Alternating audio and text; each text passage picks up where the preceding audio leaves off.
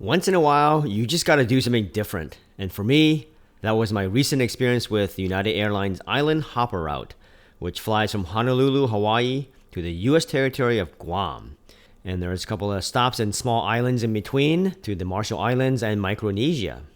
Stay tuned as I recap this trip by the numbers. 7 is the number of islands that is involved on this journey.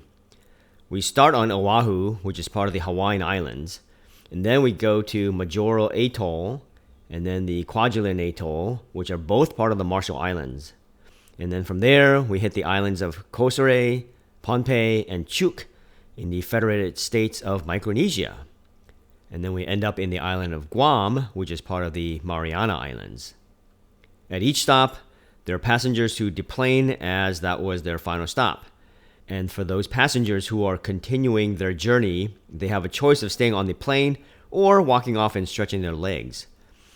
If you decide to walk off the plane, you are required to bring all of your belongings with you because the cleaning crew will be coming on to clean, as well as an inspection crew to perform a security check of the plane. The other thing that happens at each stop is that all the lavatories on board are closed for cleaning and the security check.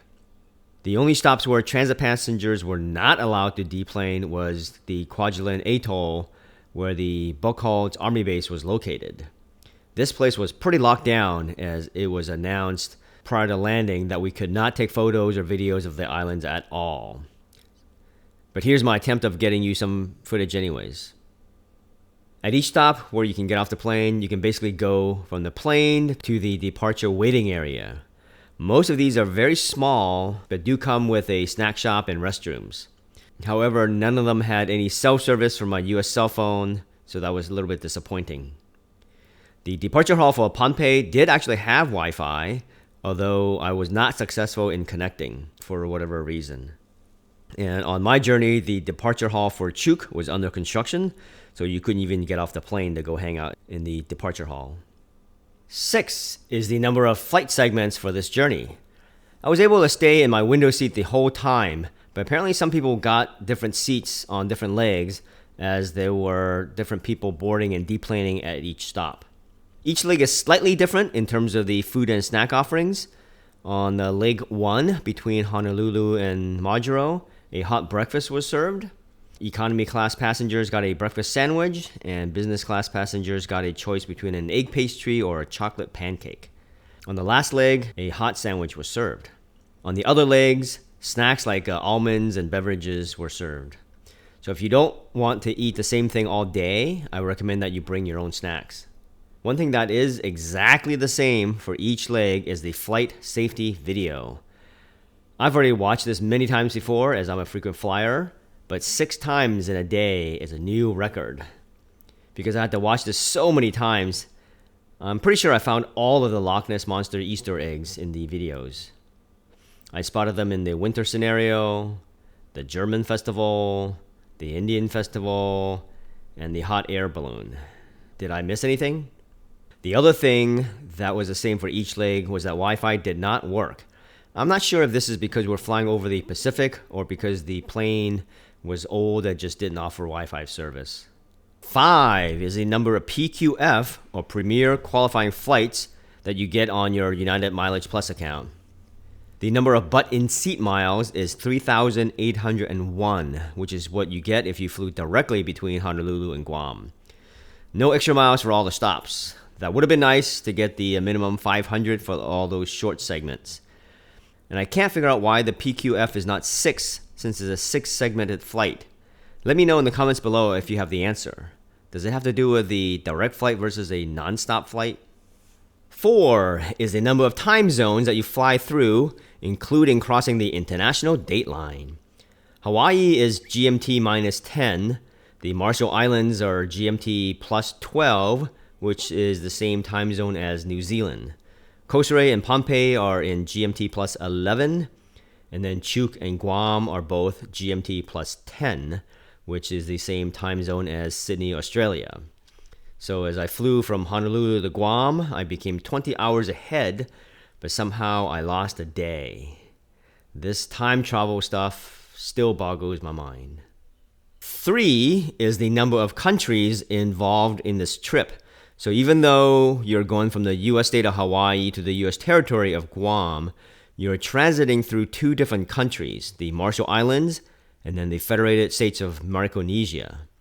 Good thing is that both these places were former US territories, so they speak English and use the US dollar. And bring your passport in case you want to stay over in one of these places, because apparently most of these islands have fantastic snorkeling and diving spots, and also good for sports fishing. And even if you are not staying, you can get your passport stamped at each stop for a commemorative entry stamp. Unfortunately, I didn't find out about this until after my trip was over. Another interesting thing is that each state in Micronesia, like Chuuk and Pohnpei, has its own unique passport stamp, so you can get multiple stamps for the country of Micronesia. And this is a rarity because most countries don't even stamp passports anymore. 2 is the number of crews that will work this flight. The first set of flight attendants work from Honolulu to Majuro, and then a second set will take over from Majuro to Guam. As for the pilots, there are actually 4 pilots that board in Honolulu. The first team will fly between Honolulu and Majuro, and during this flight, the second team gets to rest on board, and they're seated in 1A and 1B. Those seats actually are specially rigged so that they can go back really far so that the pilots can actually sleep comfortably. The seats go so far back that they can't really have passengers sit in 2A and 2B, so those 2 seats become a storage area for the crew. And finally, 1, which is the number of special crew members that is working throughout the entire flight. This unsung hero is the mechanic that boards in Honolulu and has to work at every island that we land at. I got lucky and was seated next to this guy during the first leg of the flight. And the poor guy was probably trying to get some rest because he has a long day, but I kept peppering him with questions because, I got the opportunity. He told me that his job entails refueling at every stop, checking that all the navigational systems are functional, and performing any maintenance as necessary, including changing tires. Apparently, the runways on some of these islands are built with coral, so it's pretty rough on the tires. And there's extra parts on board the plane so that most repairs can be made on site, as waiting for parts to be flown in could take days to weeks. I watched this guy pretty much being the first person to get off the plane at each stop and then just work. And I forgot to ask him about it, but it seems like he is away from his family for a few days at a time when he works this island hopper route. So I salute you, sir. And thanks for answering all my stupid questions, and thanks for keeping the plane running. All in all, this was a fascinating journey, and I got to see some of the coolest things like these atolls in the middle of the Pacific. It was a long day with a departure from Honolulu starting at 7:25 a.m. and then landing on Guam around 6:25 p.m. the next day. So that makes it a 15-hour trip. Plus, I had to get up really early to get to the airport in Honolulu because United texted me the night before and told me to get to the airport earlier than normal due to longer wait times at check-in and security. Well, let me tell you that I missed my breakfast at the hotel because I left before the restaurant was open. When I got to the airport, there were no lines at the agriculture inspection, no lines at security at all, so I got there early for nothing. Well, good thing United made it up to me by having a really nice lounge in the terminal.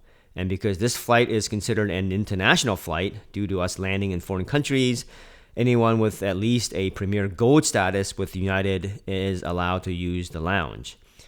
I was most pleasantly surprised and impressed with the hot breakfast. It was definitely yummy. One interesting thing that I observed were the number of coolers being loaded as luggage.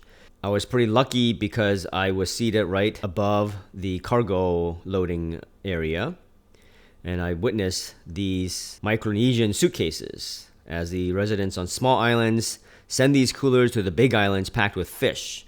And then when the coolers go back the other way, they're loaded with meat that is harder to get on these small islands. For a video with other travel tips, watch this video here. Make sure you click on the blue monkey to subscribe. Safe travels and make it memorable.